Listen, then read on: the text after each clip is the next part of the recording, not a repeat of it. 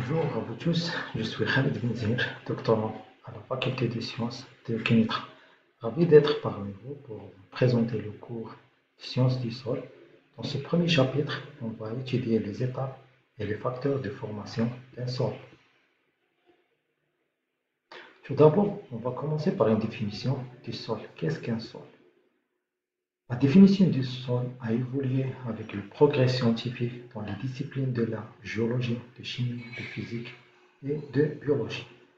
En général, le sol est un matériau minéral ou bien organique en surface issu de l'action de plusieurs facteurs, à savoir le climat, l'organisme et d'autres facteurs. Fonction des sols. Les sols fournissent des services écosystémiques essentiels à la vie sur Terre.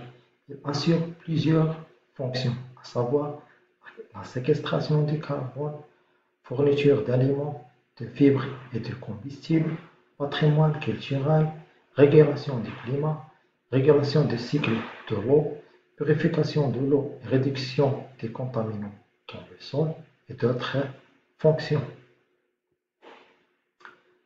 Facteurs de genèse d'un sol ou bien les facteurs de formation d'un sol. Les facteurs de formation d'un sol sont au nombre de 5 facteurs, à savoir la roche-mère, le relief, le climat, l'organisme vivant et le temps.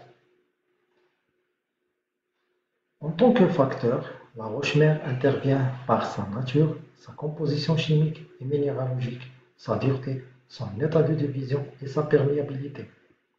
Le deuxième facteur, qui est le climat, intervient par la température et les précipitations, qui sont les principaux facteurs climatiques qui interviennent dans la formation et l'évolution des sols. Le relief ou bien la topographie. Le relief ou la topographie intervient en tant que facteur de formation ou d'évolution du sol par différentes composantes.